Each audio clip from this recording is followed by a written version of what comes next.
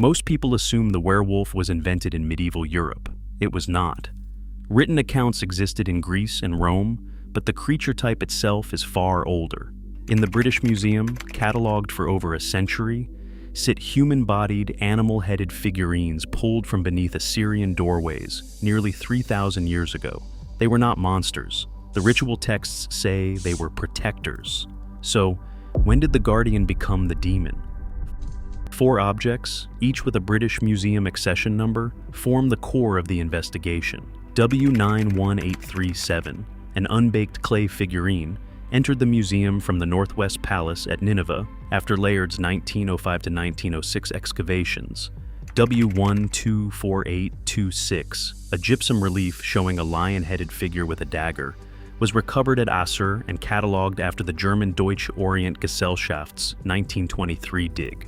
W90996, another unbaked clay piece bearing a lion's head and a staff, came from a late Neo-Assyrian temple at Dur-Sharukin and was transferred to the museum in 1935. W1856090925, a gypsum panel with 3 lion-headed guardians above a doorway, one of them broken, was excavated from the ceremonial gateway of Ashurnasirpal II's Northwest Palace at Nineveh. Foundation deposits provide the context. All 4 objects were found in foundation deposits beneath palace thresholds or within ceremonial gateways. Excavation diaries and field notes from the Layard Rassam expeditions and the German DOG campaigns record the deliberate burial of these figures, typically alongside inscribed foundation stones and bronze pins. The context is consistently elite: palace courtyards, throne room thresholds, and temple entrances.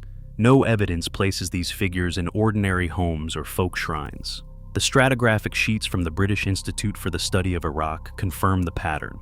Each object was sealed beneath a doorway, not displayed, not venerated in open ritual.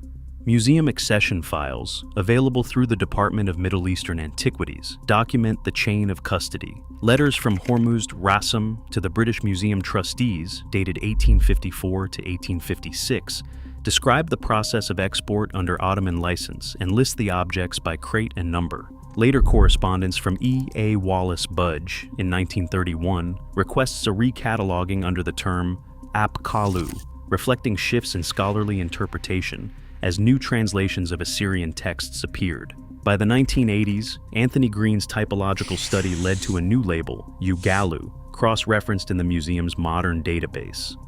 Conservation records show minimal intervention. The gypsum panels were cleaned and stabilized for display, with micro cracks consolidated using diluted acrylic resin. The unbaked clay figures remain fragile, requiring a controlled humidity of 55% to prevent desiccation. Scientific analysis, including X-ray imaging and FTIR residue testing, revealed traces of organic binders, evidence consistent with ritual burial but not definitive proof of purpose.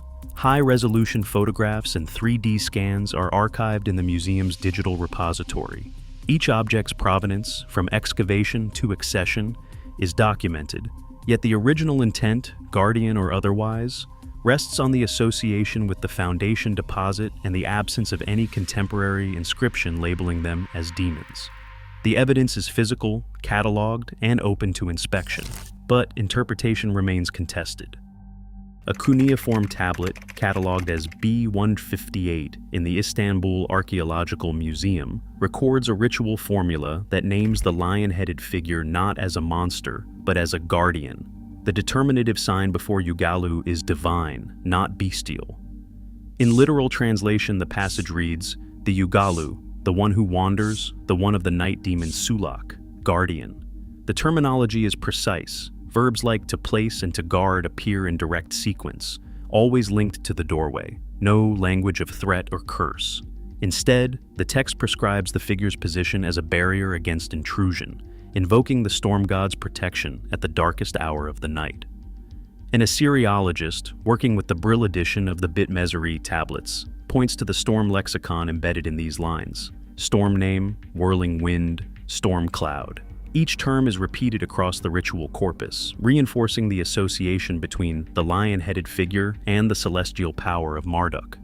The ritual's climax arrives with the command, "Set the lion-headed guardian at the threshold," so that the storm god's fury may be turned against any nocturnal intruder. The verb to set is not ambiguous. In every manuscript, it governs the same prepositional phrase, at the doorway.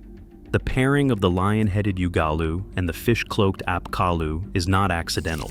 Excavation records document these figures installed side by side, their roles complementary, one to confront violent forces, the other to purify. The ritual texts echo this logic, alternating lines that call for storm and water, lion and fish, force and counsel. The divine determinative appears before both names, a scribal marker that signals status, not suspicion. Scholarly consensus, for decades, treated these texts as formulaic magic, their language dismissed as superstition. But the philological evidence resists such simplification. In every extant variant, the Ugalu is called guardian. The only ambiguity lies in the later editorial layers, where verbs like to guard begin to overlap with to strike. Yet even these changes do not erase the original intent. The ritual's core remains protective, not punitive. The objects and the texts align. What they do not do is support the idea of a demon. That label comes later, from outside the original context, and it does not fit the evidence at hand. Two main theories try to explain the animal-headed, human-bodied guardians found at thresholds around the world. One claims the motif spread from a single origin, carried along ancient trade routes. The other argues that similar figures emerged independently, shaped by shared fears, night, storms, and the vulnerability of the home. Both rest on a century of cataloging and comparative folklore, but neither fully explains the technical consistency in the physical record. The British Museum Registrar's files, revised from 1909 to 2020, reveal a shifting vocabulary that mirrors this academic split. Early catalogs list lion-headed figures as generic protective spirits. In the 1930s, Budge labels them Apkalu. By the 1980s, Green's typology prompts another relabeling to Ugalu, meaning Great Lion, now cross-referenced in the digital database. Yet the registrar's notes repeatedly flag a problem. No single label fits every object. The ambiguity runs through field diaries and stratigraphic sheets. Each catalog entry is less a statement of fact than a reflection of the prevailing theory at the time. The threshold motif itself repeats with striking precision across cultures. Norse sagas describe Ulfhed Nar, warriors donning wolf heads, guarding chieftains' halls. Heimskringla records wolf-head idols placed at entrances to ward off midnight spirits. In Rome, Petronius mentions wolf-headed statues at villa doorways, while Pliny writes of cynocephali, dog-headed men, stationed at the gates of empire, howling against intruders. Mesoamerican codices depict jaguar-headed guardians at temple thresholds, linked to night and storm glyphs. The Florentine Codex describes a nagual transforming at the doorway to protect the household during a storm. Each example shares the same core: animal head, human body, nocturnal or storm association, explicit placement at a boundary. The pattern is global, but the mechanism remains elusive. Diffusion cannot trace a continuous chain from Nineveh to Friuli or from Assyria to the Mexican plateau. Archetype theory explains recurrence, but not the shared technical details. The evidence sharpens the question, demanding a model that accounts for both the spread and the precision of the threshold guardian motif. Late in the 16th century, the Venetian Inquisition summoned villagers from Friuli to explain their midnight journeys. The Benandanti, as they called themselves, claimed they left their bodies at night to defend the harvest, fighting unseen threats for the good of the community. Their testimonies, preserved in the Archivio di Stato di Venezia, boxes 53 and 55, folios 24R and 13V, describe guardians, not monsters. One account from 1587 details great beasts with lion heads and human bodies standing at the doors of the village. The language is careful, the figures stationed at thresholds, facing the darkness, never called demons or accused of violence. Over the next few years, the transcripts reveal a shift. Inquisitors, trained to root out heresy, begin to question the origins of these visions. Marginal notes from a 1589 interrogation say these men claim to be wolves, but such wolves are demonic. The change is unmistakable. Where the Benandanti saw themselves as protectors, the court reclassifies them as servants of the devil. The same testimony that once described a lion-headed sentinel now becomes evidence of consorting with evil. Historian Carlo Ginzburg, working directly with these documents, identifies the moment the language turns. The word guardian is crossed out and replaced with maleficus. Each vision, each nocturnal battle, is methodically recast as witchcraft.